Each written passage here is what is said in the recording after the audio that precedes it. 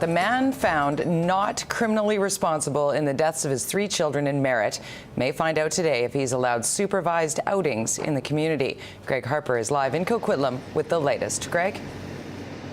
Good morning, Jody. Just outside the psychiatric hospital here in Coquitlam, will Alan Schoenborn be granted day passes? We may have that answer at some point here today. This very controversial hearing is expected to resume here at the hospital today.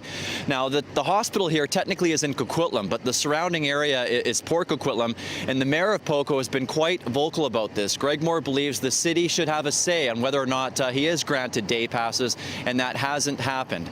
Schoenborn, he killed his 3 children inside of his ex-wife's home. This was in Merritt. This was back in 2008. Police searched for him for 2 weeks, eventually found him emaciated in the woods. In 2010, he was found not criminally responsible for killing his children.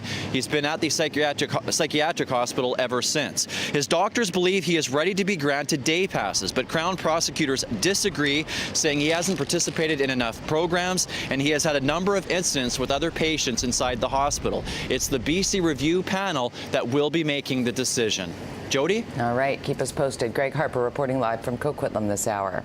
It has been 10 months since a woman was killed in Clearwater. Now her family is going public with their frustration in trying to adopt her children. Angela Wilson's estranged husband, Ian Scott, is charged with first-degree murder, as Angela's 3 young children remain in government care. Her family says she suffered constant domestic abuse. They also say she wanted her brother and sister-in-law to care for her kids if anything happened to her. Despite this, they remain in foster homes with no explanation why. Her plans were to go get things in writing.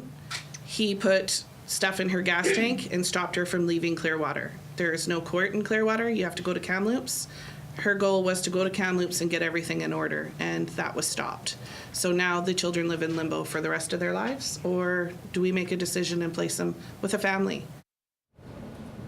Ian Scott's sister is also reportedly trying to gain custody of the children. The trial continues in downtown Vancouver today for a couple accused of plotting to bomb the BC legislature.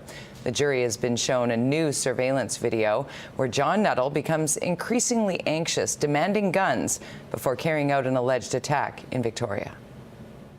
We need guns, brother. We can't do this without guns.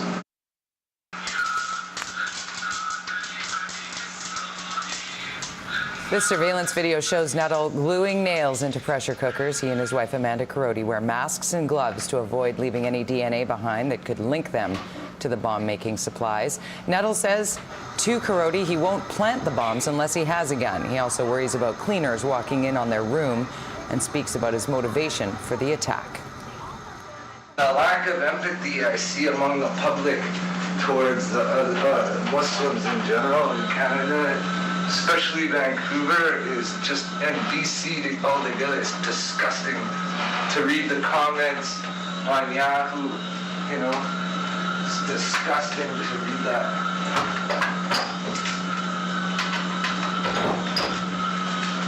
They hate us. Them. Jian Ghomeshi's sexual assault court case resumes today. The 47-year-old former CBC radio host, free on bail, faces 8 charges. Ghomeshi was fired from the public broadcaster after sexual assault allegations emerged last October. He has denied taking part in any violent, non-consensual sex acts and has pleaded not guilty. Animal cruelty charges have been laid against a Houston area mother and daughter who had dozens of animals seized from them last summer. The BC SPCA found 18 horses, 18 dogs, 15 birds, 2 cats, and 104 fish in various levels of distress on Karen and Catherine Adams' property. The animals received extensive veterinary care and were moved to new homes. These cases are always challenging. They're challenging for an enforcement agency. There are a number of animals involved. It takes significant resources, and clearly these 2 individuals did not have adequate resources to look after these animals, so absolutely difficult case. Burnaby RCMP are appealing to you for more tips in a fatal crash at Canada Way and Gardiner Court back on February 17th. Have a look at the video. RCMP want to speak to the drivers of a red car and a black pickup truck. They may have witnessed the accident. Speed is a possible factor as a white Infiniti going east on Canada Way collided with a gray Volkswagen turning in the same direction. One of the vehicles hit and killed 22-year-old Shiloh Johnston, who was walking in the area. The Coquitlam woman had just lost her sister only days before. Friends are now raising money for their family.